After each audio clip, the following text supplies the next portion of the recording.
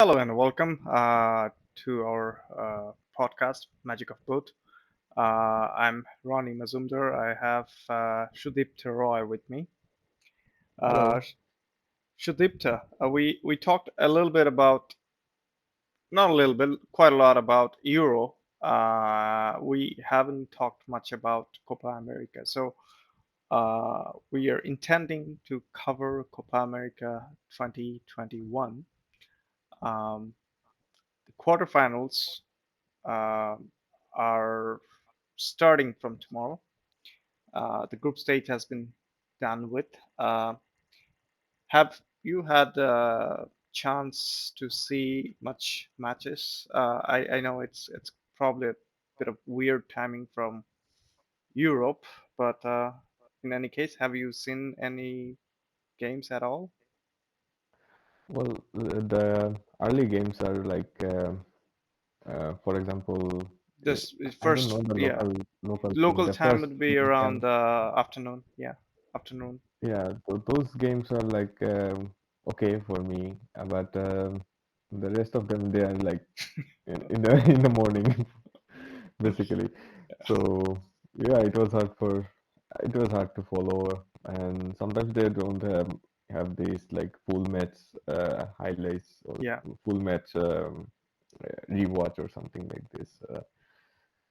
So yeah, like I was sometimes I was relying on Highlights or highlights. or Yeah, recap. like two, three different channels, so that like if I can miss anything, so that Right. I'm going to read about the two groups. It has been 10 participants of uh, South American team.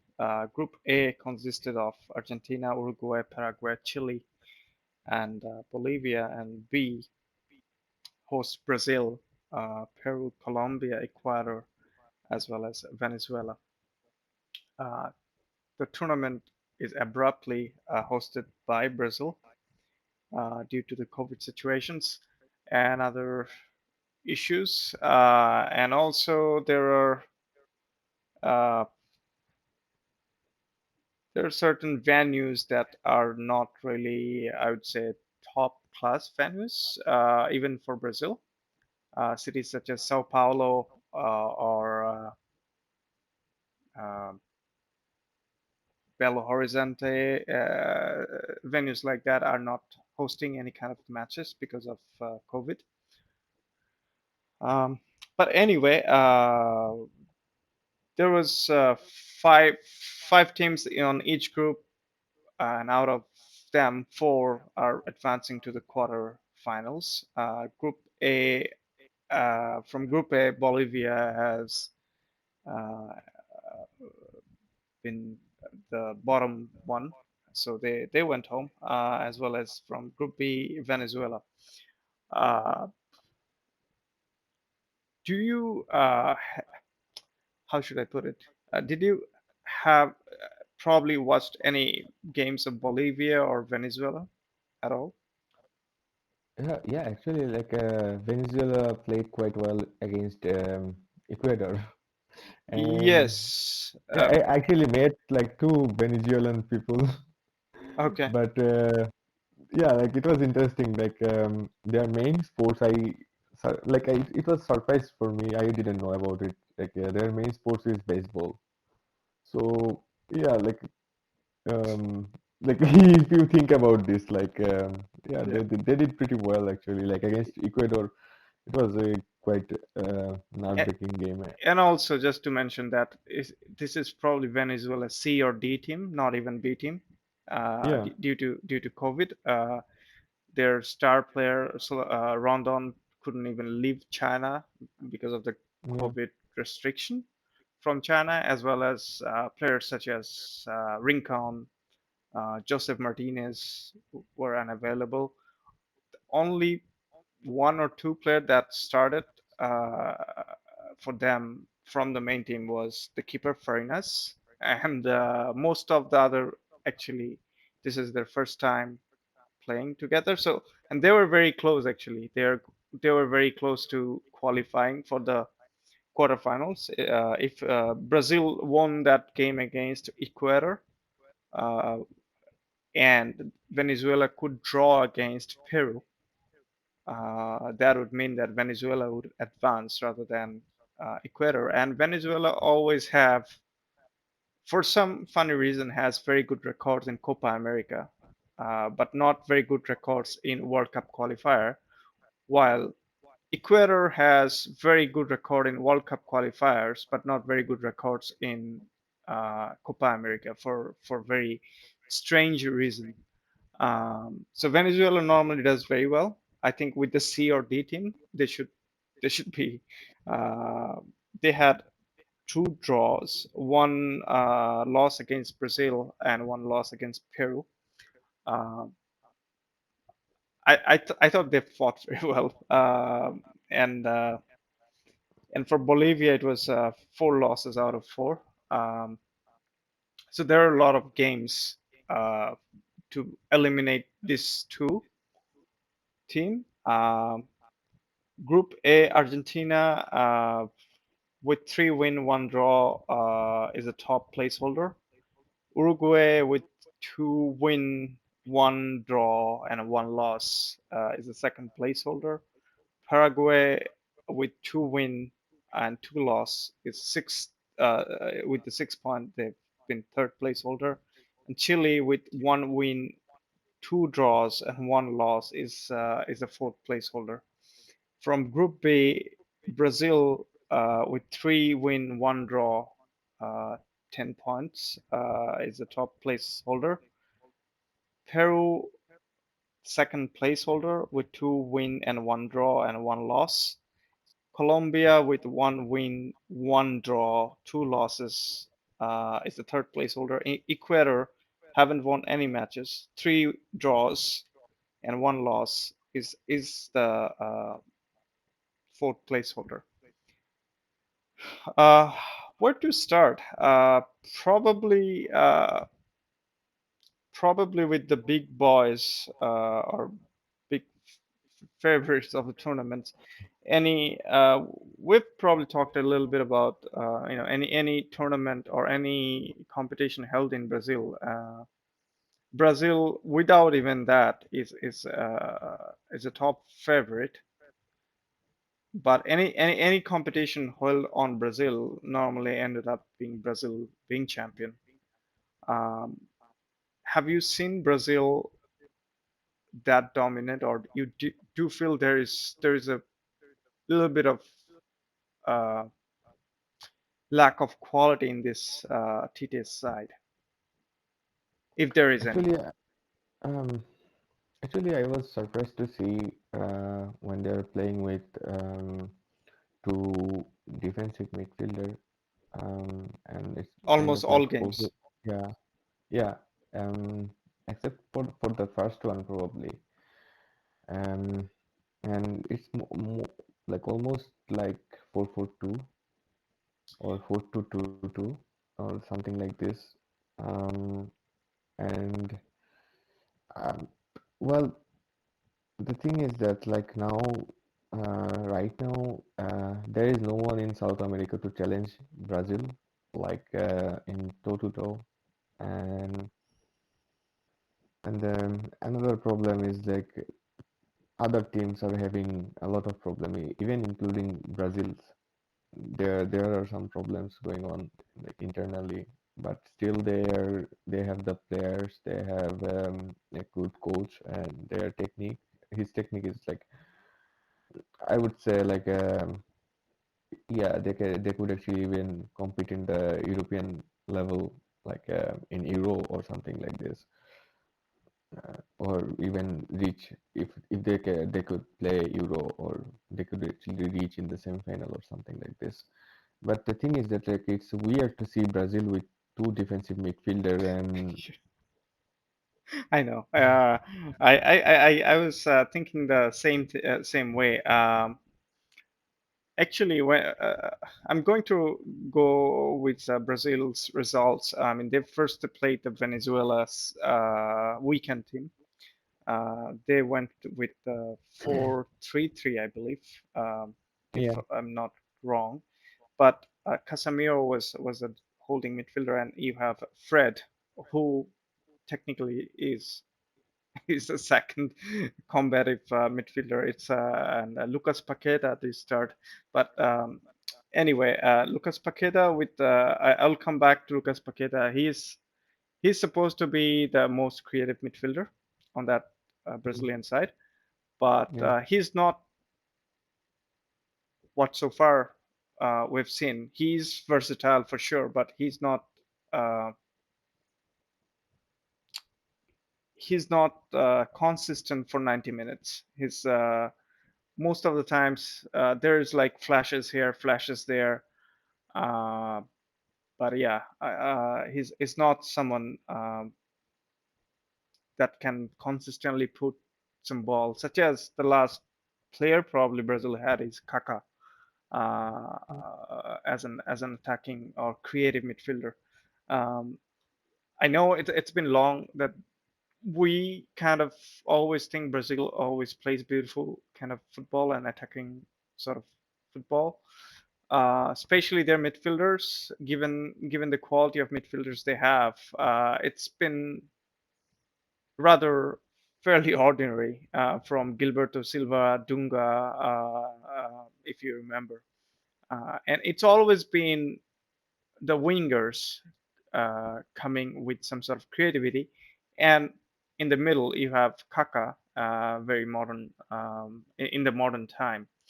Otherwise, it's been either strikers themselves or wing backs or the wingers. They've been the such as Ronaldinho, Rivaldo, um, yeah, players like that.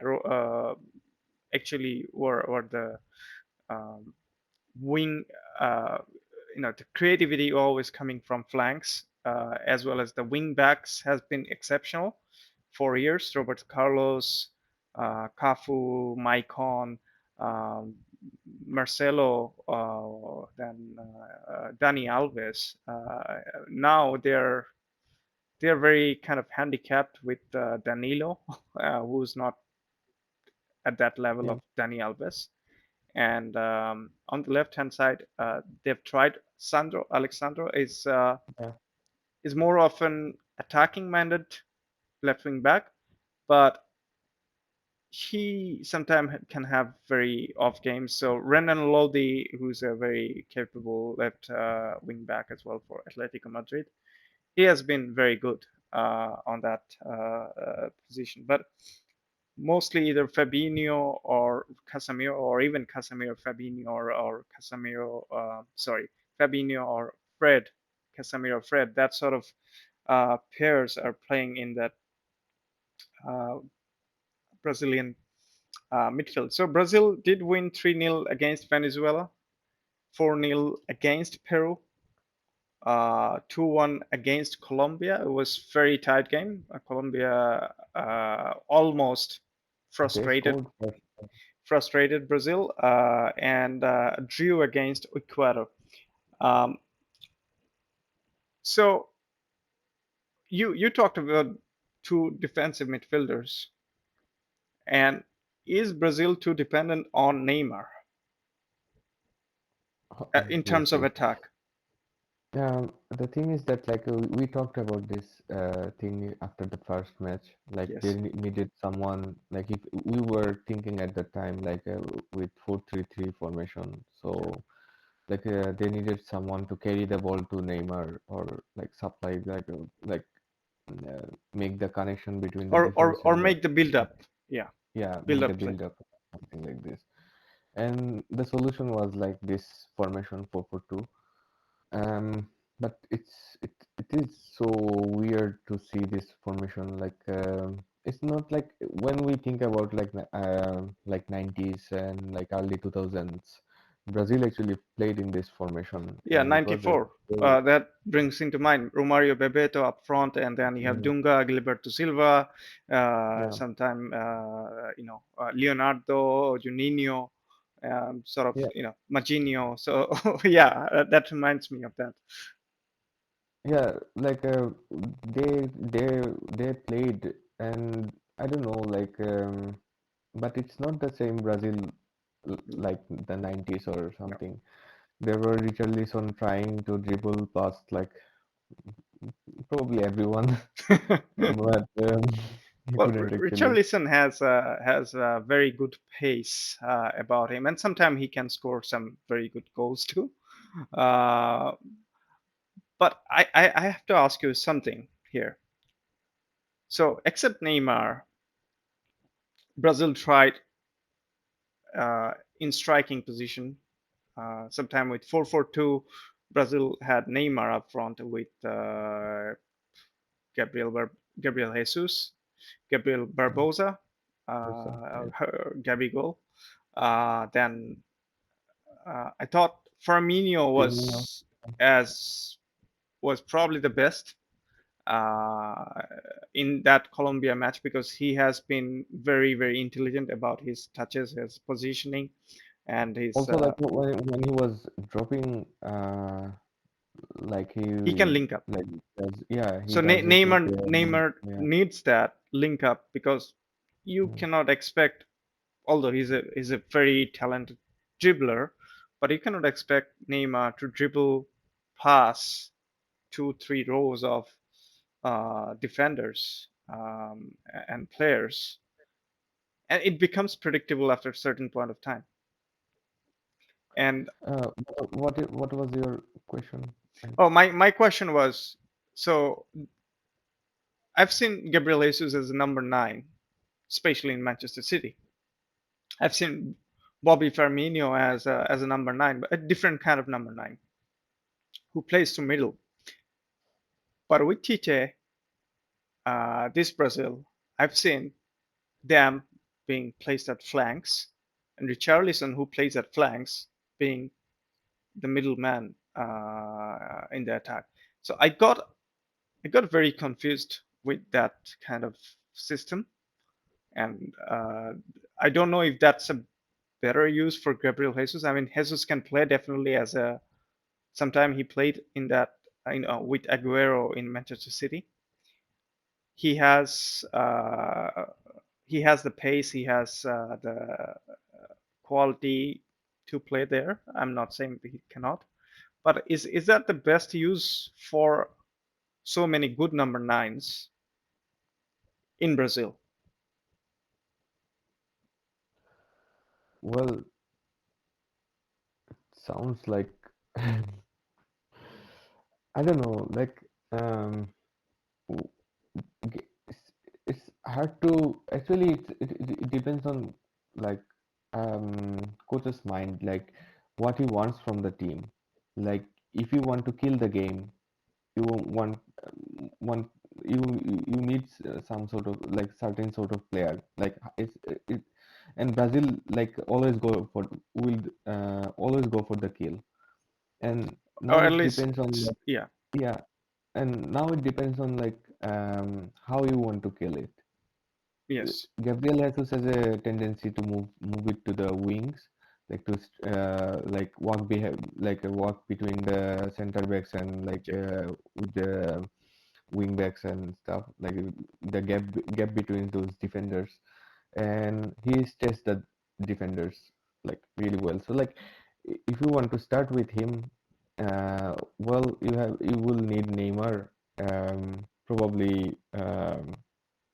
I would say it would be best to go with like 4-3-3, hmm, so that like Neymar could have some I don't know, some guy like they were actually like I think they are missing Coutinho at like a lot, like yeah.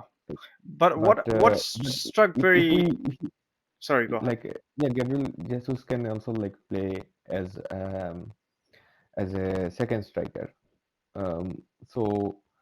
And the thing is that the quality of Jesus and also the quality of Firmino, if you combine with these two, like Firmino has a tendency to drop by and like to collect the ball and like make some runs around the uh, um, probably in the middle of the line, defense line, and Right, stuff like this. but And then the last Firmino, moment, to me at least, he's not going to be your. solo number nine who is going to stretch everything, because exactly. he's someone who depends on others' movement, and he's very Yes, intelligent to link up, and he can create or facilitate the space for others. Um, but with Neymar dropping that much back and collecting ball and coming back, or the other options are actually cross from wing backs, or very seldom maybe Paqueta provides the passes. I don't really see much. It's almost like a lot of workers and cloggers in Brazilian midfield rather than creative mind. Like Dani Alves, he was a wing back, but he could create something out he of was an nothing. extra midfielder, like Exactly, back in your head, he was doing something, exactly. and And probably there's supposed to become a almost, wing back or something. without set pieces, there's almost zero threat from that midfield, and there's almost um, yeah, almost zero threat. Almost nobody wants to go to the opposition goal and want to score. Especially, I remind Colombia game. The Colombia When Colombia took that lead, everybody knew, especially Sandro Alexandro, who is a teammate of Cuadrado, knows Colombia's only creative player is probably Cuadrado. So Yes, whenever you have to go and basically don't give him time to put a cross, and he put the cross, and there was a brilliant goal from Diaz with a bicycle kick. But after that, they had to come back in the game, Brazil, and Colombia frustrated them. Especially Barrios in the middle against Neymar was solid, uh, and Neymar was frustrated. And that's the other part of Neymar, right? If you're depending on Neymar, Neymar can have someday an issue. He can have issues with certain players, and he can do some stupid stuff. He can be enraged, and he's a magician, not a doubt about it. But someday his temperament can be a problem. So if you're solely depending on Neymar, and Neymar having an off day, or having those tussle with someone in the others, in an opposition team, then you're struggling of creating anything. And that's my biggest concern with Brazil. Yeah, it looks, South American context, they look, probably the best team right now given the results, although they haven't probably have ever tried on third gear. Probably in the second gear they've always make it. um, but with that Colombia game, there's obviously the controversy of referee not blowing the whistle, and they got the goal while Colombia started to stop playing, uh, and that uh, complaint led them 10 minutes of added time. So in 101 minute, Neymar's corner had Casemiro basically scored from corner, yes, and that's how they won it. And I've also seen Brazil against Ecuador. Yes, probably not the best Brazilian team without Neymar, yeah. but still they have struggled so much when you kind of thought that they have it on their, they have 1-0 lead and they should win it against Ecuador, who has not troubled the other teams much. But Ecuador came back in the game, and they needed the draw, and they scored the goal. And yeah, so I still have, what I'm trying to say. I still have my doubt on Brazil, because it's kind of very predictable, either Neymar or nobody. Or I thought it was very, very different when they have winger like Vinicius Junior, who was only played against Ecuador. For he came off the bench. He didn't play for long, but they're using uh, Jesus or Firmino as in the flank, or coming in deep and out of position. But Vinicius Junior, and I kind of I thought David Neres, who's coming back from injury, could be an asset for Brazilian attack as well. But um, I was kind of disappointed with the midfield of Brazil, as well as the attack seems to be very predictable and one-dimensional. It's either Neymar or nobody. I think I have like two solutions for that. Like I have been thinking about it. There were like I said, how it's all about how they want to kill. The thing is that if you play with Bobby Firmino, then he has a tendency to drop by. So that means like that he is inviting the defense a little bit closer to the midfield, like defensive midfielders. So like there weren't much spaces. So in that case, Neymar would have like less spaces.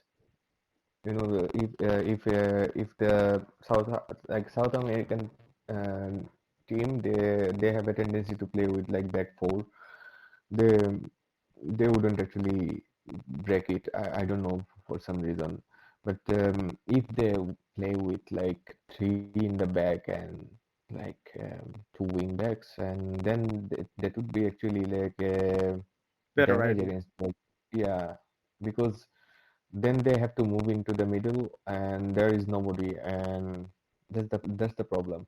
And from Brazil's point of view, there are like two options. One, their current selection, but instead Neymar in that as a striker, like uh,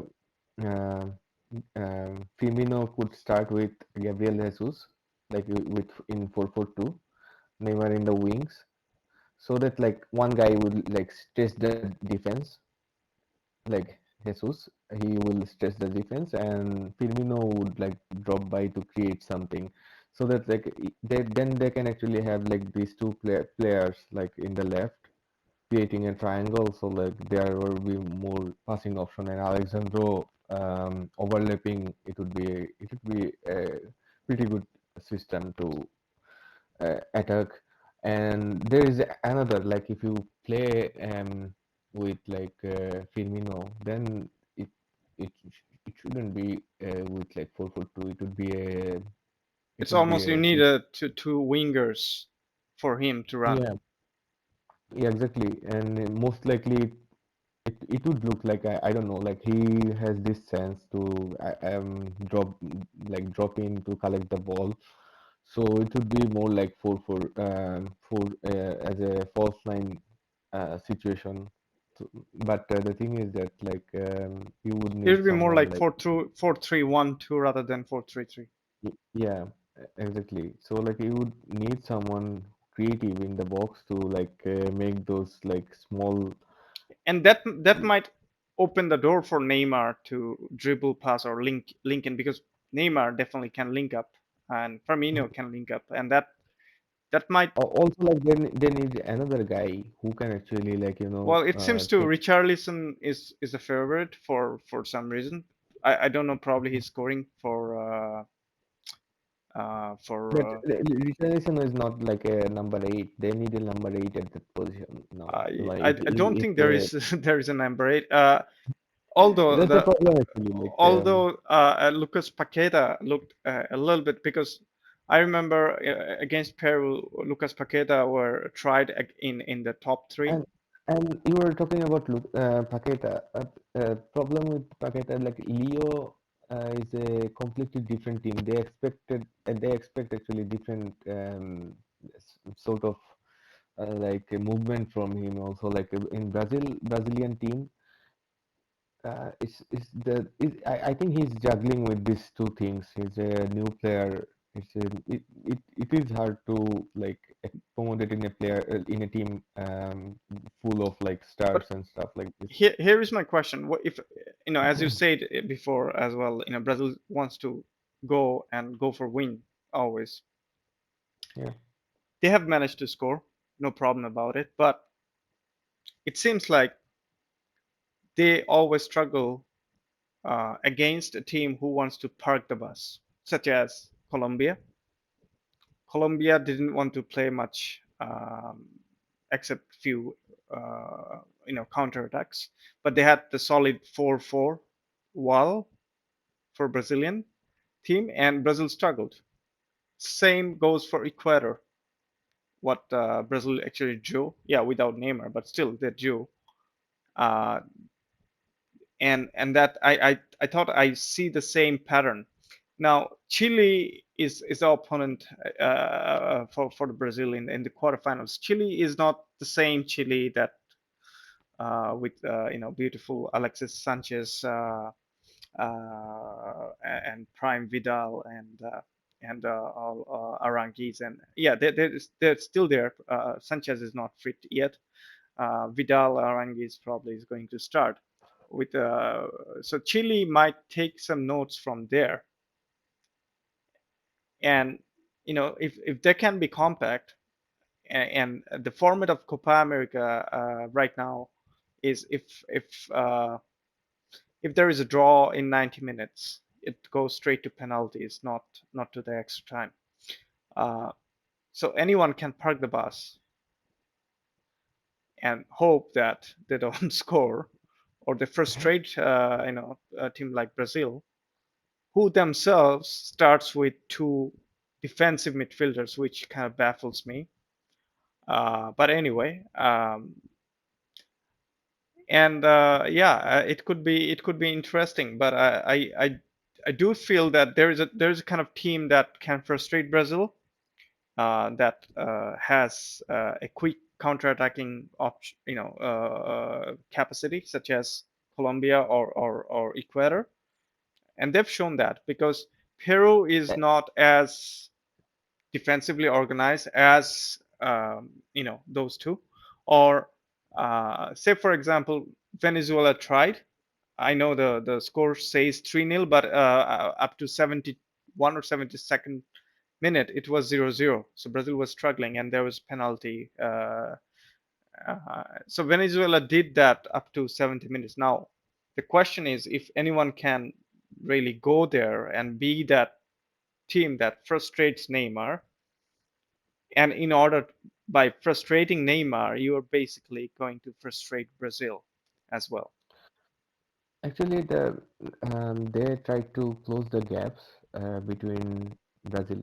Actually, I was talking about Brazil. Like they tried to close the gaps. We actually talked about after the first match. Like there were some gaps with Casemiro with the other midfielders. So like they tried to close the gaps with like playing a flat 4-4-2. But also like they were thinking about, I guess, not conceding a goal against someone. So, but the thing is that the Brazil is like this Brazil team is like really good in air, but still they struggle against those balls. Against set piece, yeah, they are Yeah, still level vulnerability. yeah. So I don't understand this thing actually. Yeah, Like we same had like headers like Marquinhos and Militao is a good header as well, yeah, and yeah, Casemiro, and I I don't Casemiro, I yeah. don't get it as well. Me neither actually. Like it is surprising to see them struggling in the air. Uh, Also, like Ecuador has had a tendency to like they are basically a physical team, and Physical team, and also there's it depends on wingers running in yeah, quickly and crosses. So um, yeah, Brazil didn't concede from crosses, but Brazil did concede from corner. They couldn't clear it, and then it came back, and then obviously. So Ecuador had that goal that basically took them to the quarters. Um, so I personally feel this Brazil team, yes, they're probably the best, but on certain days they're beatable. This is not We're not seeing attackers such as the phenomenal Ronaldo, or even Adriano. Adriano was beast. Ronaldinho, there was at some point. I mean, you saw that Brazilian team on paper, and you almost surrender. Okay, we could not even compete, and it's not the case. I don't feel that anymore, but as we said, if anyone can do it, probably Argentina. But how did you see Argentina at all? Because there's been quite a different array of results for Argentina in this Copa America as they went on. Obviously, everyone knew before even Copa started that Bolivia is going to be the easiest game, and before this Copa America, they had the two World Cup qualifiers, and they took the lead, but that again somehow fumbled and draw happened. So I don't know, like it looks like we are talking about two different teams. Like when we talk about Argentina in like the first half and in the second half, it's like we are talking about somewhere some Asian team. It's yeah, like yeah, exactly, and that's my biggest concern with Argentina, that there is, I don't know, should I say it positively or should I say it negatively? Like they don't have, like there is definitely 20 25 minutes there is that magic in each game. But after that, there is a drop of the levels, be it against Uruguay, be it against Paraguay, or be it against even against Bolivia. They were leading yeah, 3-0 in the as well. first half, and second half came in, and few changes came in, and there's drop of intensity. So uh, I do understand why Brazil is still the best, because the other team uh, don't have that consistency for 90 minutes to actually go and basically threaten them. Otherwise, I still feel that this Brazilian team is pretty average to be the best on that continent.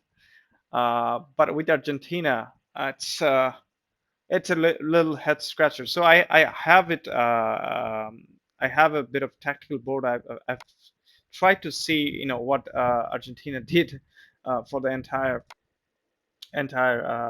time. So they've started with 4-3-3 against Chile. Basically, Lautaro being the front man, and Nico Gonzalez was the person drifting Yeah, left hand side. And they have this Lo Celso basically sometimes carrying the ball forward. So he's more of an attacking minded midfielder and connecting with Messi. And Messi sometimes dropping back and collecting ball on these areas.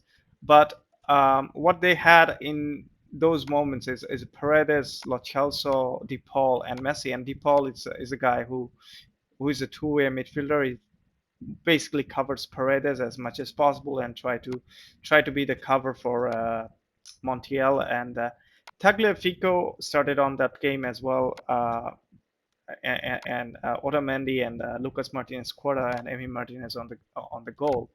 Uh, but it was Messi's free kick that was a goal, and all of a sudden Chile had Arturo Vidal in the second half glued on to Paredes. Vidal was playing deeper role, but in the first half, but in the second half, Paredes was pushed enough. So sorry. And he was pushed enough. So there was a situation where there was a one-on-one against Otamendi, and Tagliafico tried to cover that, and there was a penalty conceded, which Emi Martinez saved, but from the rebound, I think Vargas was a scorer for Chile, and Chile got the draw. That was 4-3-3, and yeah, Nico Gonzalez has missed a few. Lautaro Martinez has missed a few, and there are the when Lautaro was replaced by Joaquin Correa, I thought it was even more comical. I mean, Nico Gonzalez was replaced by Di Maria in the second half, and Palacios came in. I believe it was yeah, for La Celso, um, yeah. and it became even more stagnant. Molina did came in for Montiel. Montiel wasn't really very impressive, to be honest. But after that, it was Messi up front, and Correa was going up front, and up front for Lautaro, and at the last moment, I think Aguero was put up as well.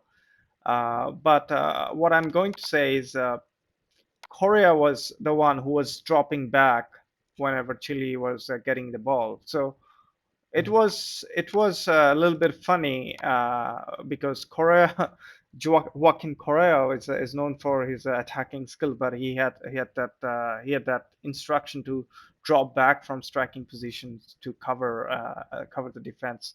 That was against Chile. Um, Mhm. Second game against Uruguay, they started with this lineup, 4-3-3, with Molina starting this time around, and he basically covered a lot of ground with DePaul going up and down. Uh, the big change was Paredes. Paredes was not uh, playing due to the injury, and Guido Rodriguez started that game, and I think he played really well. Was the scorer of the goal. Yes. Uh, and Lo Celso did play a little bit.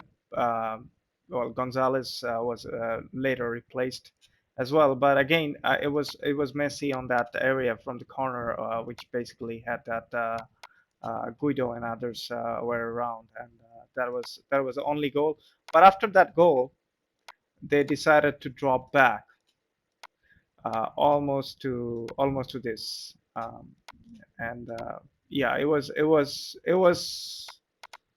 pretty tight on that side, and I don't know why they've done that, but I think it was to protect the lead, just one goal lead.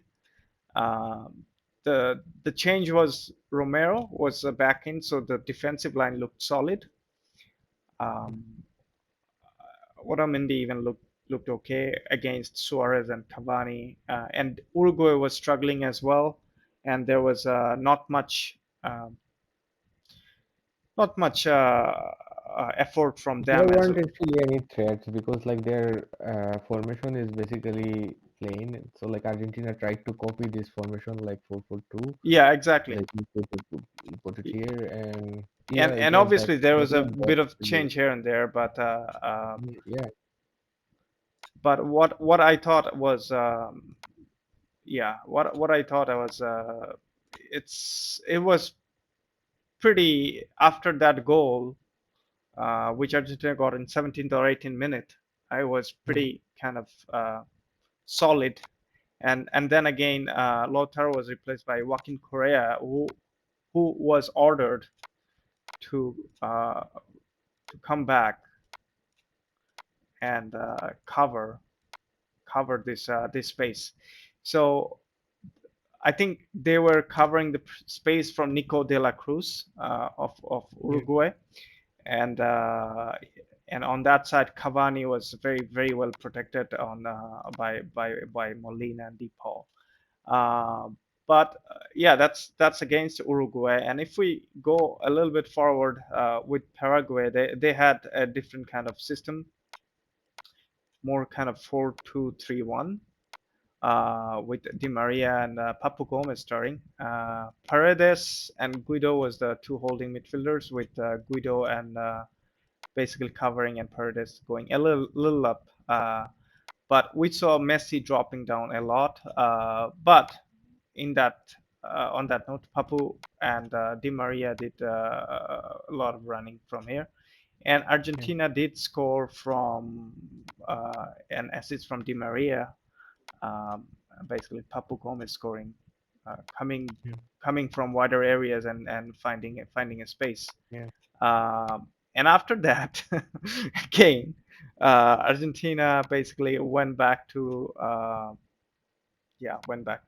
the shell, which I should say, and tried to be as compact as possible. Um, and especially against Almiron, who was very curiously placed, um, against Molina. They tried to take advantage of the right hand side, and I thought Molina did fairly well as he was covered by DePaul, and later on Angel Correa as well. So they had this 1-0 win against Paraguay as well. And the last game was probably the most easier game against Bolivia. So this time around there was a little bit of difference. I'd probably say they've started like more of a 4-3-3, but Messi just a bit like a number 10, and Korea and Papu basically covering and dropping back and building up the play.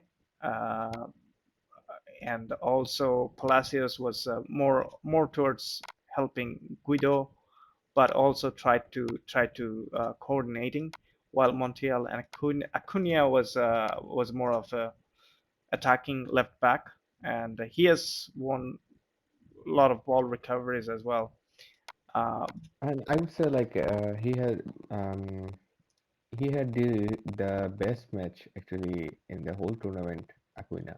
yeah, and also it helps because Papu Gomez now plays for Sevilla as well as Acuna, Yeah, and both of them has quite a bit of understandings because sometimes Papu went far and Acuna came down here to link up, and Aguero always tried to link up, and there was quite a bit of fluidity, and also mhm. from this side, there was a time Angel Correa was dropping, turning, twisting, and he linked up quite well with Messi and Aguero, and Actually, I like that part when like eh, Korea and Korea was staying somewhere there, and Messi was dropping by.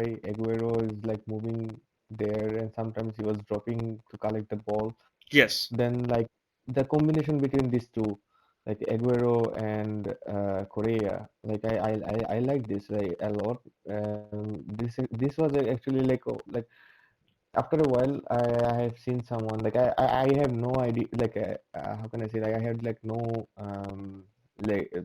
I was kind of relieved how Papu was playing for like these yeah, two three exactly, matches.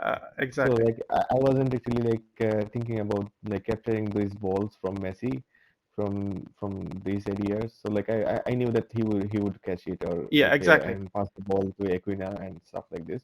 And the thing is that what Argentina was missing is like these movements, like with this and the wingers, like or the extra players in the right.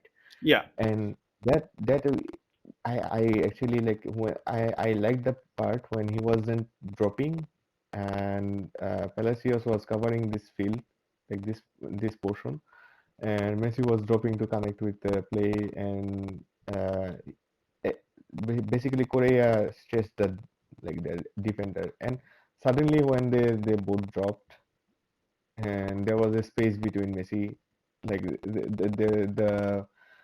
like obviously the center backs were like they are also trying to chase Aguero and also like Korea, and Messi got his place, and it was a brilliant pass from Aguero. And after a while, I have seen someone yeah. like as a like from forward line who passed the ball to Messi like this, and it was actually like kind Yeah, of I thought enjoying it to was watch more him. fluid as well, Yeah, and as well as if you see, there is a lot of goal threat here. Like Aguero is a goal threat, Messi is a goal yeah. threat.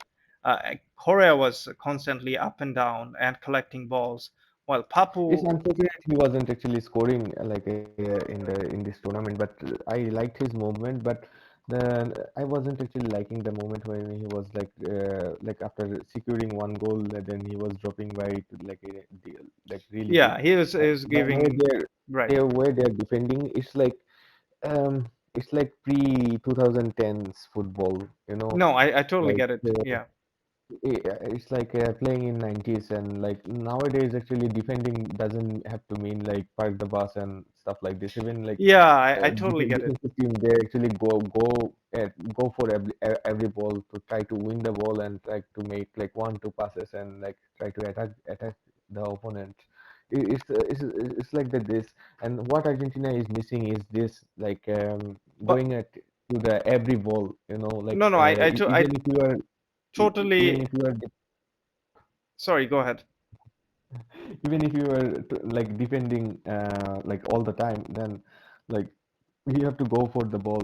And that's the thing about I like think that's the thing is Argentina missing were from more concerned these about players. structure and how Mm. they can go and protect. And the other thing about um, uh, the run from these areas were collected by Korea, as well as Papu also was dropping back and collecting balls. So that means that Messi can stay most of the games around on He the. was actually basically moving this area Yeah, exactly. So on that danger like zone. perfect number 10. Yeah, So that's what was missing, because if Messi is dropping around here to collect the ball, then he's far from the goal, and then you have your center forward, uh, mm, and his movement doesn't really make much sense, because then you don't have a person to link up, and he's very isolated.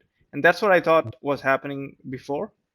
But with Angel Correa was, I think, was very consciously doing that job to get the ball from yeah. Montiel or Palacios, and coming back with the ball with turns and Also passes. without the ball, like when Messi was moving on the left or like on this side or something like this, and then he was like he was stretching this defense like to make a line, and so that Yeah, like even if they like if they don't straight like be straight in this in front of this D box, then Aguero would have some space behind. So like he was stressing the defend in the back foot, and they couldn't actually go for Messi. I like this actually yeah, a lot. and also, sorry, just a sec, it's not going off. I have to select something else. Sorry.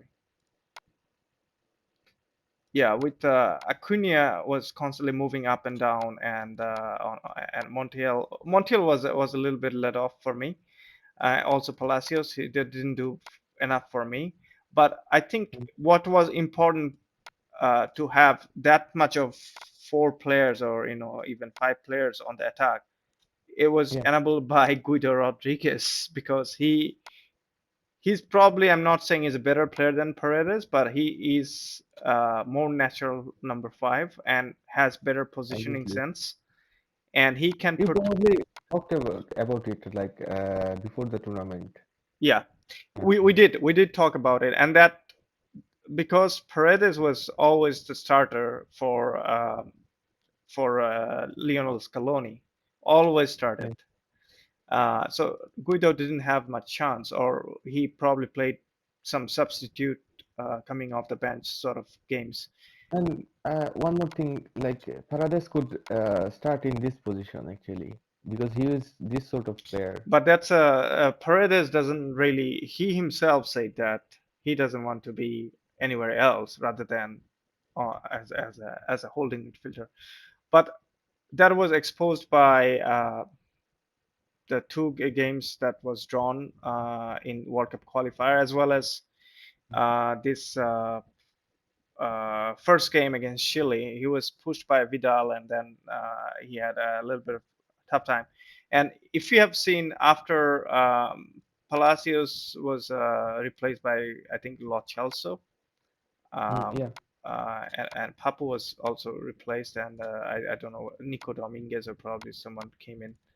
Um, and Lautaro had a goal after Aguero was taken off, and Paredes came in for Guido Rodriguez. Alvarez came for Correa. Uh, Lautaro did score one, but the game dropped. I mean, Lo Celso can have good days and can have bad days. Um, he wasn't really on his best, let's say. Uh, and then I thought what Papu Gomez was doing on this area was dropping back and collecting ball and building up the play, as well as Angel Correa was doing that similar thing. mm, That was what was missing after a while, and then Messi had to drop uh, a lot on the second half, and yeah. he was more playing as a on that floating side, especially around that. And his connection with Acuna and later on basically was Montiel crossing and Lautaro scoring. But what I'm trying to say is Messi did have a few shots against, and Bolivian keeper made some great saves. Yeah. What I'm trying to Also, say Lautaro too. with Papu and in the midfield or on that winger, he's another goal threat right there, and he earned Yeah. a penalty. So as many bodies, you need at least 3-4 bodies on the opposition half to create some sort of opportunity or scoring goal. So that's what's happening against Bolivia. Now I'm going to uh, minimize this for a second. I'll come back for the potential Ecuador game. But do you think that was that is what Argentina was missing? Because before the tournament even started, they had a pretty fixed first 11, or they knew what their first 11 was. Now Guido Rodriguez coming in and performed quite well, and there's now confusion about Paredes or Guido Rodriguez. Also, Alejandro Gomez, Papu Gomez, basically owning that left side, either flank or the left side of the creative midfielder role. He could fit in any of those, and he scored 2 goals, had won a penalty, and is definitely have a very good connection with Messi and has very good football intelligence, and he can be another body who can go there in opposition box. So that definitely created some sort of confusion, and his content as a starting player, or probably I don't know if what Scaloni would do, but definitely he has raised that question to make him as a starter, as well as there is a little bit of drop form from Tagliafico. So Acuna probably has a very good shout out on that position. Right back was always a problem. At one point, Montiel was thought to be the starter. Now it seems more likely um, Molina. Molina was is going to be, and on the center back position, Romero is probably the number one choice at this point. If he's not, I heard a little bit that he had a knock. If he's not fit, Petzela might come in, but Okay. Otamendi is probably starting there. Anyway, um, so I see a lot more confusion after all these performances rather than having a clear first 11. Uh, at least, It's like yeah, um for me, it's like seeing a late bloomer, you know. yes. So It's the thing is that we missed a year, and that could be enough for this Argentina team to find out the starting 11, for the next World Cup, or at least like 15 players, I know, like who yeah, could start the and 11. also they have But they are actually doing this thing, like finding this thing. Normally they would find it in some World Cup qualifiers and stuff yes. like this, and they are doing it in the middle of the tournament, and it's Yeah, uh, uh, and mostly, mostly, if you remember, they've done it in the last Copa as well. For first two game was yeah, pretty ugly, and they had no idea what was their, yeah, identification, and they started throwing few peoples in, and all of a yeah. sudden it started, and they thought, okay, this is the team, and now. With other players coming and performing, it gets even like I'm thinking about that left, sorry, on the right hand side, Angel Di Maria probably would have started now with Correa.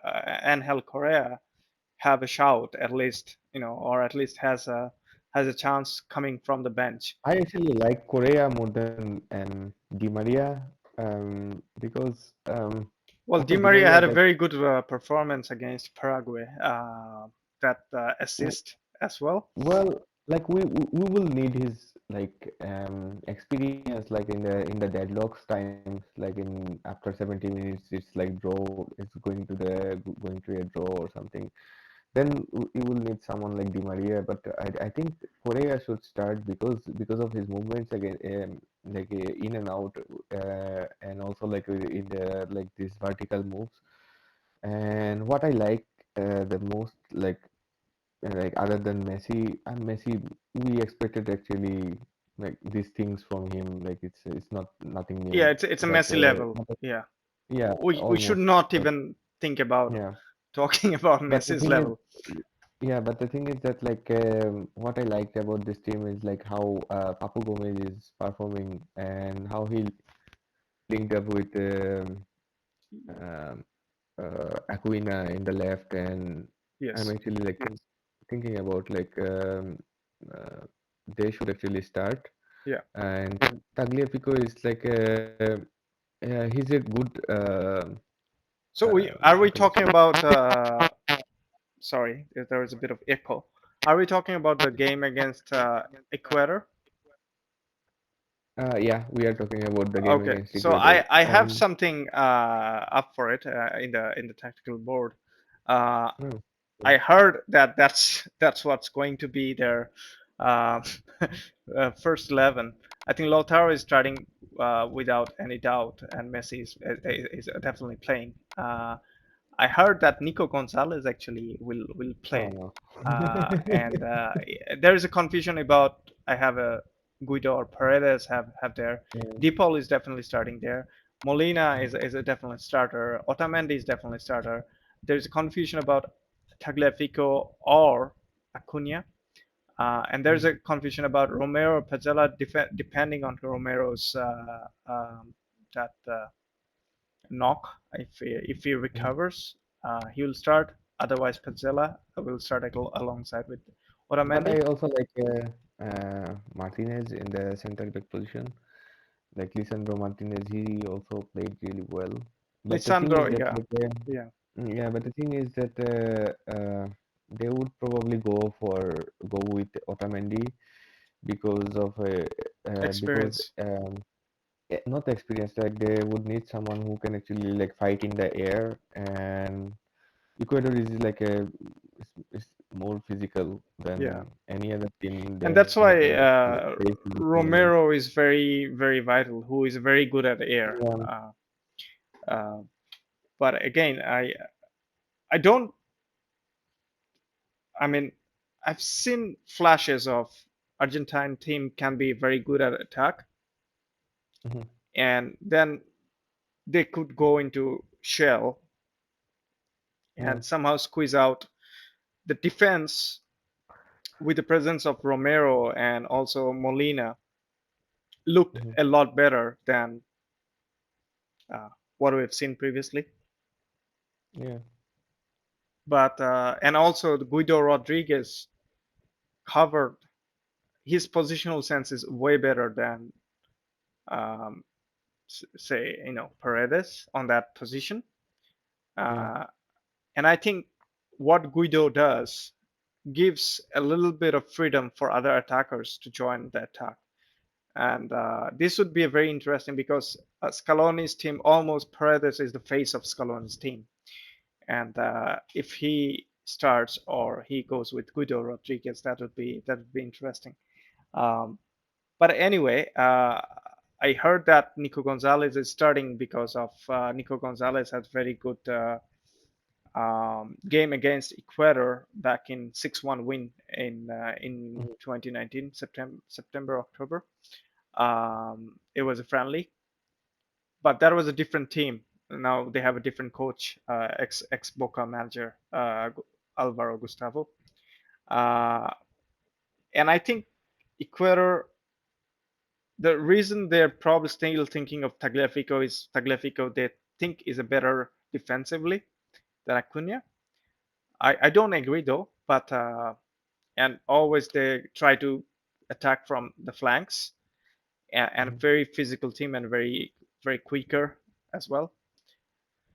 Um, so it needs to be seen. I mean, what they do and what they go with. But I definitely think there are enough attacking resources on this team, as well as uh, if you're going to that zonal.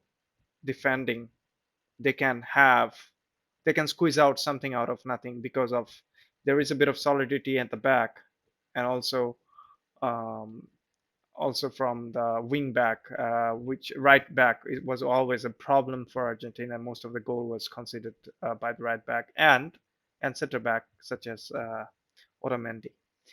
But for now, I guess Otamendi is still playing. I actually wouldn't mind if whatever I've seen Pizzella with Argentine shirt, he looked to be less scary than Otamendi. He doesn't do outstanding job, but Hmm. he seems to do less mistakes. That's kind of my opinion. But again, Otamendi is probably a very important member for that team. Such as I was saying a lot of videos coming in the media, and Otamendi is one of the protagonists of on that team in the in the social media, as well as Papu Gomez is always making some dancing videos. So yeah. Anyway, that's probably the bigger two team, and still that. Actually, Go ahead. like when I was watching the Ecuador matches, Yeah, well, I was actually like it was funny. Like they most of the time they scored until like either from set piece or like some crosses, and they actually concede the goal against some counter attacks. Most of their goals are actually like they conceded. They those were from the counter attacks from the exactly, other team. exactly. So like I could actually understand why they go with someone like Lautaro Martinez, and but I would actually like expecting someone like Aquino would play because like he's a physical figure in the wings. Also like he's as fast as almost He's like actually Fabio. attacking So minded. You almost have yeah, a attacking minded wing back, yeah, and he and can exploit that left also side very well. yeah, also like Papu, I would love to see Papu Gomez like a little Yeah, bit more. who So doesn't? Everyone likes Papu Gomez. But yeah, he was as I said, he was probably for the last 3 4 years probably the most consistent and most witty player in the Serie A. And when he moved to Sevilla, he started the first game scoring from long range, and it was a beautiful scorching yeah, hit. So also that's also like team like Ecuador, you just mentioned like we would need someone who can actually like shoot yeah. from the distance and And also with but Papu, there is interesting. but Like he's very good at passing. He's very good at changing movements of his. He can dribble. He can link up. He can be a goal threat. He has better finishing. He can shoot from long range. Then what I was going to say, he he can be another extra body from midfield if he's playing in midfield. So and he can control the ball. And defending doesn't mean that you have to be defend on rows like Argentina did. You can defend with balls as well, like yeah, having more balls on your feet, so the less the opposition have. defending could also mean like winning the half chances like man to man Yes, combat or something like this. So yeah, like this is the only thing actually like Argentina is lacking. When we actually started talking about Argentina because of Brazil, yes, like you because were that's the talking about biggest if rival. yeah, yeah, if Argentina and Brazil face at some point in the tournament, could Argentina beat them? Well, like this attack, okay, like but the thing is that like yeah, they have to actually like go for it, and which you can actually get it from like players like in Brazil team like Casemiro. He would actually like fight for 90 minutes, um, and he actually like go for every ball. Well, I Just think right now Brazil has a lot of them. I mean, nothing taken away from Fabinho or Fred. yeah, I think most obviously, of them are actually would like that. They're yeah, they're their struggle is to create. Other than Neymar, there is nothing. No one, say coming back to Lodi or coming back to Danilo doesn't offer much from the No. right flank. So it is Also, like Alexandro is not in the form. no. I would prefer Lodi over him any day. Yeah, Lodi has a better finishing as well as better crosses. yeah. So and Alexandro is a against Colombia, he proved that he is not very good at defending on his flank. So coming back to Argentina again, I mean it's knockout stage, anything can happen, and they if they can go on avoiding Brazil and somehow can get into the final, that could be an exciting final if Brazil goes as well. But yeah, with Ecuador, you expect But Argentina to win, right? um, well, I do, but also I expect Ecuador to park the bus. Yeah. So that's the thing actually. Like, what would happen then? Like, if it is playing like for like 70 minutes and it's still in nil-nil, and if Argentina concede, could they come back, or is it going to the penalty or Argentina? Like, that's the thing about this Copa America. It's like so unexpected. Like, it's unbelievably Speaking of like Ecuador, I think the most fun game was the Ecuador versus Peru. Peru, yeah. Yeah, And it Peru ended actually up scored 2-2. two goals Yeah, in counterattacks, yeah. and like we wouldn't actually expect this thing against Argentina because they would like four there will be always like four in the backs. So the goal threats will come from this like five guys in front I don't know. I probably. find this Ecuador team to be really, really surprising to talk anything about it because they have gone in Colombia and scored 4 goals, and then they scored six against Uruguay, although a different kind of. We're talking Yeah, about 6, 7 months earlier, but there is a definitely surprise element on this Ecuador team. If we're okay with the current analysis, I mean, can we talk a little bit about Peru Paraguay game as well as the Colombia Uruguay as well? I'd probably start with Peru and Paraguay. yeah, That is happening tomorrow as well. Uh, mm, Peru had the shock start against Brazil, but after that, I actually love Ricardo Careca. He has very limited resource, but he makes most out of it. And after as the tournament went on, and Peru looked a very, very, very, very good team again, and they've scored quite well. There's definitely uh, Christian Cueva, but I think what was most impressive it was Lapadula coming and scoring a lot of goal for them. And also the movement of Peru team is very, very interesting.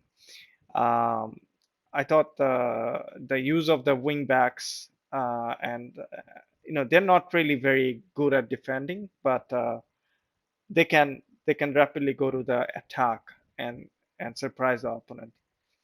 Um, the thing about I liked about like Lapadula and Pinia, yeah, they actually like they are like how can I say like perfect nine and number 10 couple actually. yes, And the thing is that like these two guys, Yotin and Tapia, they are like really solid in the defensive midfield, and so like this extra like their wingback doesn't attack much. They but like one of them goes and one of them yeah, mostly on the right hand side. yeah, mostly on the right hand side. Yeah, the thing is that when they were actually like scoring against Ecuador, Ecuador, it was it. Yeah, I think Yeah, it was against Ecuador. Yeah, like this 2-2 match.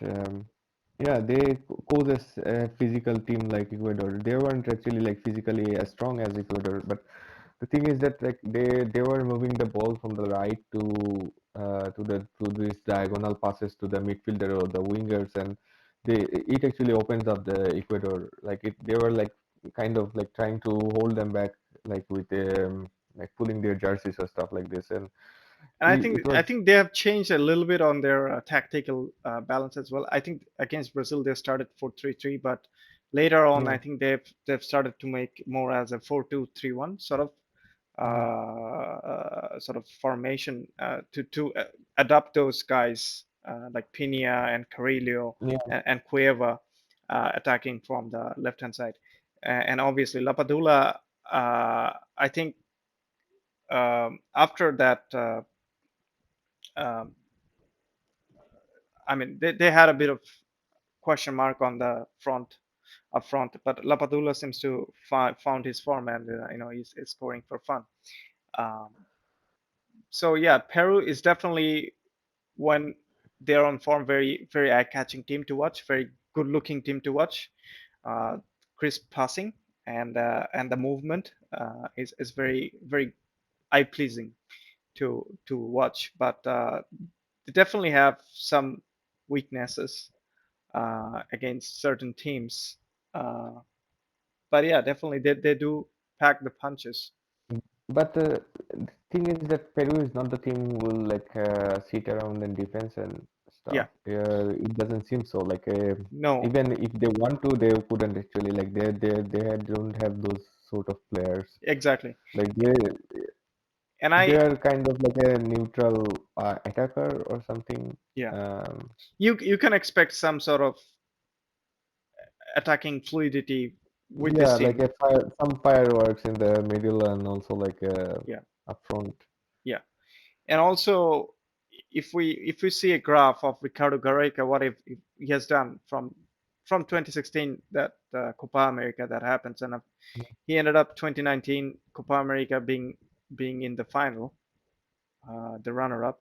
Uh, Also in 2018 they have been in the World Cup, and France was very close, and that game could have been drawn.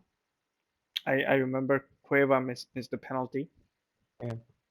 Uh, it, I think they've done very well in the World Cup. They've done very well in the Also following Copa. they're really speedy. Yes, Like compared to other teams, they're speedy. very agile. Yes, but yeah, the current World Cup qualifier, they're in the bottom, but I think they can always come back and improve. Um, Regarding Paraguay, I thought Paraguay is an interesting prospect. Um, there is that Almiron is always the guy, and he's now injured. Without him, they're a very different team. Like they could be fun sometime to watch with Almiron and Pinola. Is it Pinola or Pinilla? Uh, Um, but without them, or at least Almiron, that team can have a little bit of issue as well. So Peru and Paraguay is tomorrow's game, if I'm not mistaken, and Peru is sorry, Paraguay is without Almiron is their main man, so that could be a disadvantage, and that could be an advantage for Peru. Have you seen enough games of Paraguay? To be honest, I thought they have changed a lot under Toto Berizzo. uh, Uh, I how can I say like they always play like 4-4-2 like in a flat formation. Until the game, they weren't actually like catching my eyes until the game against Chile. okay, Um, actually, like I wasn't actually like counting them at yeah, least like for the semi-finalist, but still they could actually make it to the semi-final and probably I don't know like anything could happen in 90 minutes. but Like yeah, in one game to win is there is different story. Romero brothers who plays for Romero, yeah. San Lorenzo. One is Oscar Romero, is Angel Romero.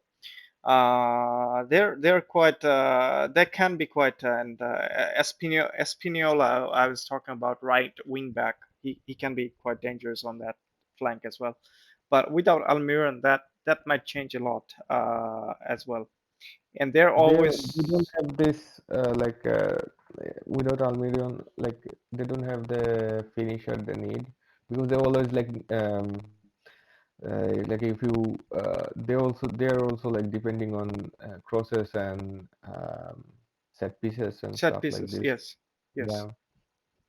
Um, So so I it don't could know be like anyone's. I would probably give it a little bit advantage to Peru, given how they're playing.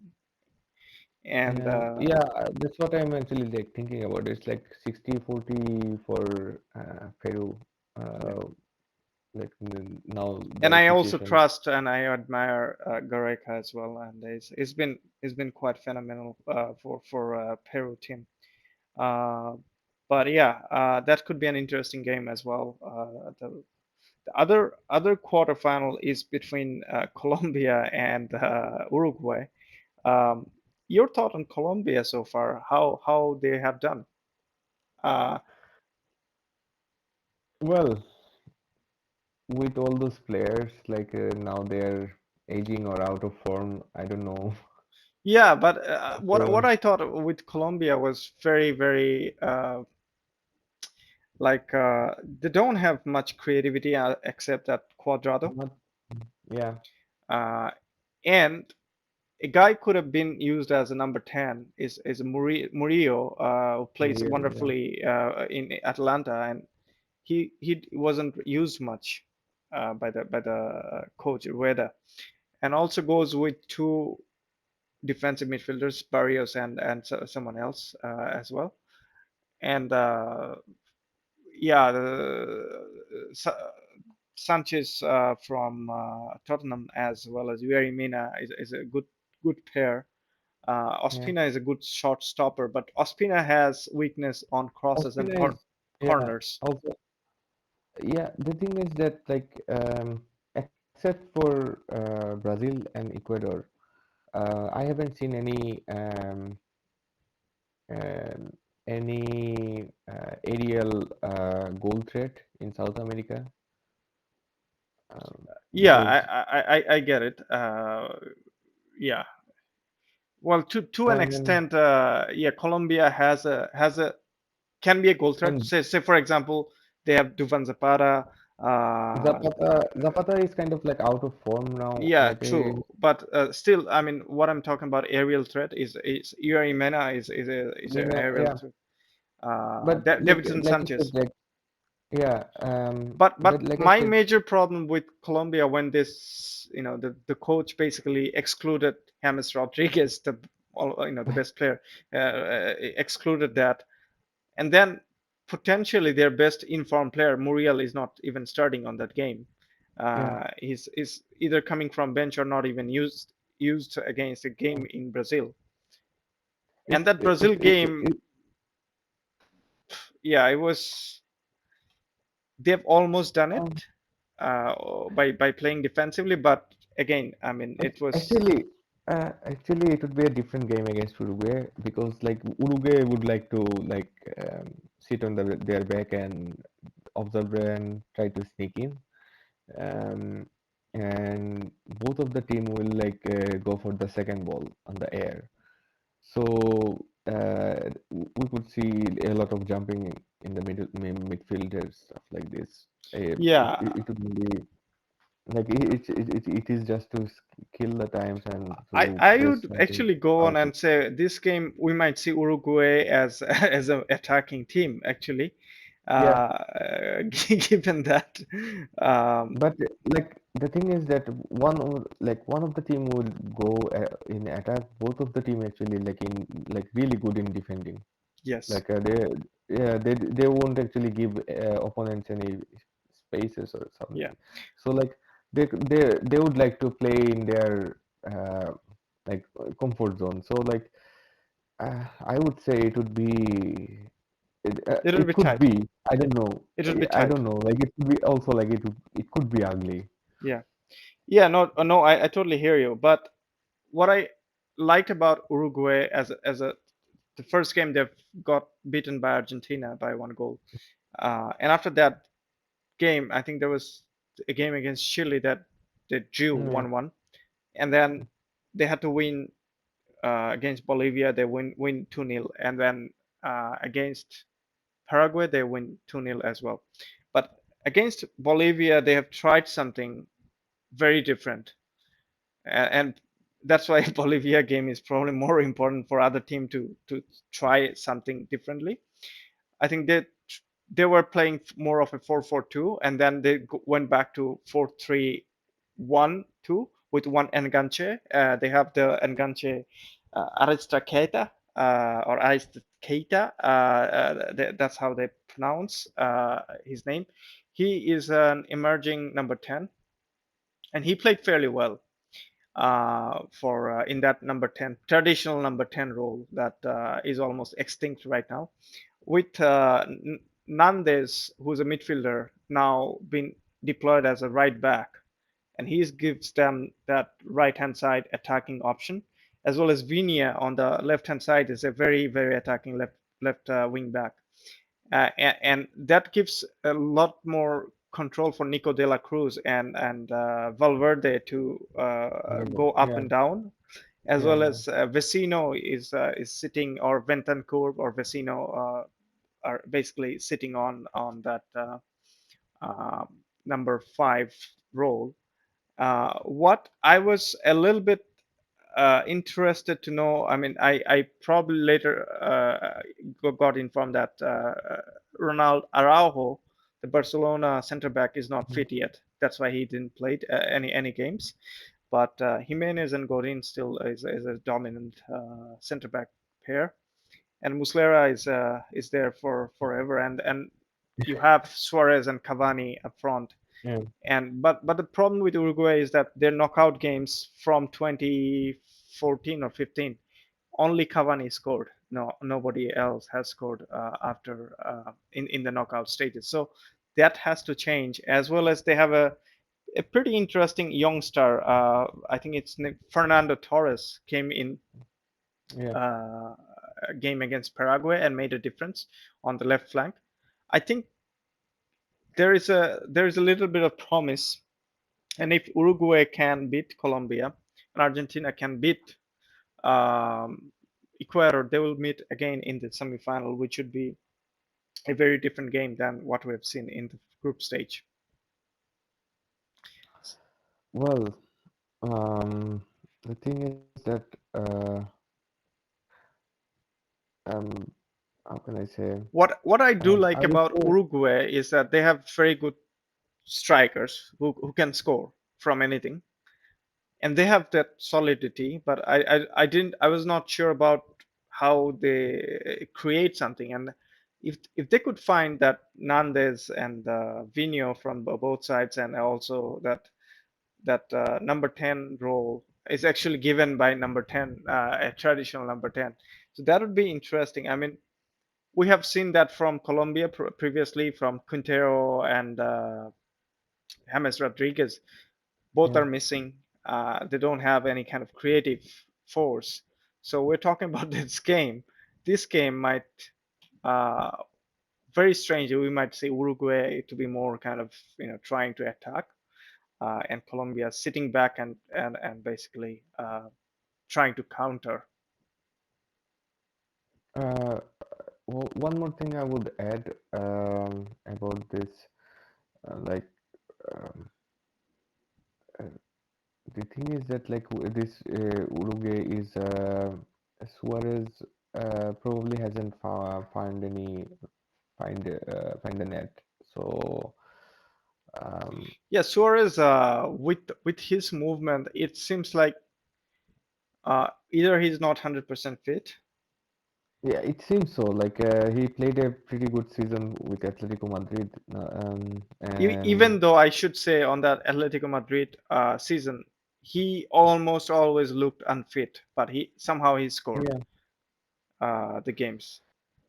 yeah. So like it could be a different game, and like what they need is to find a pace in the knockout tournament, and it is the most interesting thing is that like teams like Argentina and Uruguay, they are actually finding their best 11s for the next World Cup in the middle of a tournament, and Yes. And it is like their formation changes. Like we talked about Uruguay, like they would like to play with this 4-4-2. Like if they have players like Federico Valverde, they weren't using him like well and stuff. And now they have found a way to Yeah. do it in the middle of this tournament. So yeah, But I also it would think be interesting to has see. a bit of problem with Nandes. Nandes is very good at going up front. I don't know about Yeah, wing back. You know, going back. if he cannot Yeah. provide that cushion against anybody from other side of the flank, and then you have Godin. Godin is not really that fast for you to Hmm. cover that area, so you're really depending on No, Valverde to they cover. would probably, yeah, they would probably go for a quick attack, with Cavani could run really fast, and Suarez will It be is the strange second that striker. Suarez and Cavani is like 34, 33 years old, and still Cavani has the legs, and Suarez almost Yeah. lost it. But well, it depends on player to players also. Like the injuries they suffered from, it Yes, also depends on that. So. But the thing is that like yeah, it would be like yeah, they will try to attack, but they I don't think they will attack in numbers like a dominant team, but they will attack with like 4 or 5 players, like a quick attack I or think something. that reminds me of the game of Portugal in the quarterfinal in the World And they Cup. wouldn't actually like get to they wouldn't try to get a high defense line because Yeah. of Diego Godin and Muslera. Muslera is not like a super No. keeper. He wouldn't like to like go out even like in the And in the also the coach himself, yeah. Tabares, he's a very kind of pragmatic guy. Yeah, He doesn't like change much. That's what we've seen from him. But yeah, definitely. that's all in all the review or preview of the quarterfinals. Definitely tomorrow there is a first game of Peru versus Paraguay, and the next game is Brazil versus Chile. And the next day, the game is Uruguay, Colombia, and then Ecuador and Argentina. Um, we'll try to cover after the games as well, and we probably can even chat after the games uh, to see what basically happens and capture some of the important points. Well, yeah, like I would be probably up. I Yeah, hope so. yeah. Like Uh, to cover that. And but but some one more knockout thing games can be frustrating in South America. I mean, it well, could be KG actually, like when I think about like attacking and defending and those sort of stuff, and like it could it could happen like all the 4 games will end up in draws. tiebreaker. Yeah. True. So like it could possible like it's a 90 minutes game, not 120 minutes, and anything could happen. Like we could Yeah, actually like find a new sort of champion or something. I don't know. Like it could be possible. yeah. Like That reminds me of 2011. If you remember, Paraguay went on to the final without actually yeah, winning anything in the 90 minutes. yeah, Basically, they were getting getting win in the penalties. So yeah, could happen. It's nothing new, at least that format. yeah. Paraguay actually have done it couple of times with Chilabert, Yeah, I think they've and done it as well as in the 2011 that happened. The final was against Uruguay. I think that's the first time they were yeah, beaten in 90 minutes. Tata Martino was the coach. yeah. But yeah, I think that But that that was a different team and also yes, like different formation stuff. But I don't know. Like now that I'm like thinking about like it could actually ended up like every match would be in we actually tiebreaker. have Like a question. I forgot about that. I I had a person Niloy basically asking about. Uh, Actually, we covered that. he basically asked about if Argentina wins against Ecuador, who they might play. Is it Uruguay or is it Colombia? So we basically said on our Uruguay versus Colombia preview, we talked about both teams. And if you're an Argentine coach, who do you want, Colombia or Uruguay in the semifinal? If you win against Ecuador first, Well, now I would prefer Uruguay because like you can actually sneak in yeah, to Uruguay, but you cannot actually sneak in with like eight players line like defense line, and it's not always possible in 90 minutes. And yeah, um, Uruguay would at least try to attack or like make some space vertically. So um, yeah, yeah.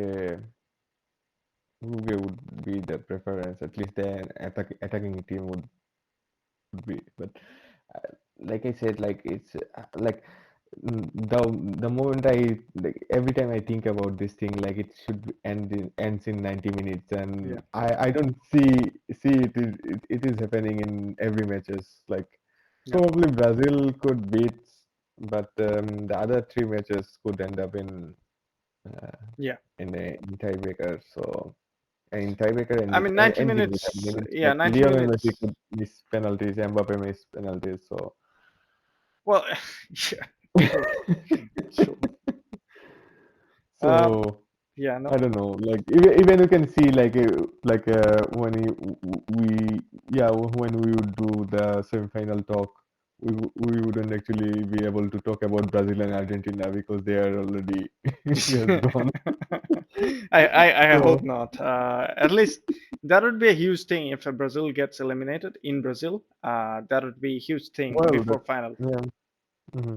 But yeah, I that would be something definitely if that happens. But yeah, I think we got out of anything else to add to any of the conversation. We talked a lot regarding different teams and different kind of contender. Uh, let's see how that fares, and yeah, we'll be around. But yeah, please to the audience, please make sure that you participate and ask questions, share, like, and subscribe, so we can continue talking about football. Uh, so Shudipta, I think we can wrap it up. If there's Yeah. anything else to add. Well, nothing Okay. except like I hope everything like wouldn't go to the tiebreaker. I don't like it. Yeah, no, me too. I don't actually like penalties because Yeah. sometimes, I mean, I like it, those, like I said, in our previous video, like I like the match ends up in last moments, yeah, like Sweden and Ukraine. yes, you did. And yeah, me too. I don't like someone winning in penalties. I mean, Yeah, to it's me, basically draw, and to me, it doesn't give other team. I mean, it's such a harsh way to decide a winner. yeah. Yeah. Anyway, I'll wrap it up. Thank you again. We'll talk soon.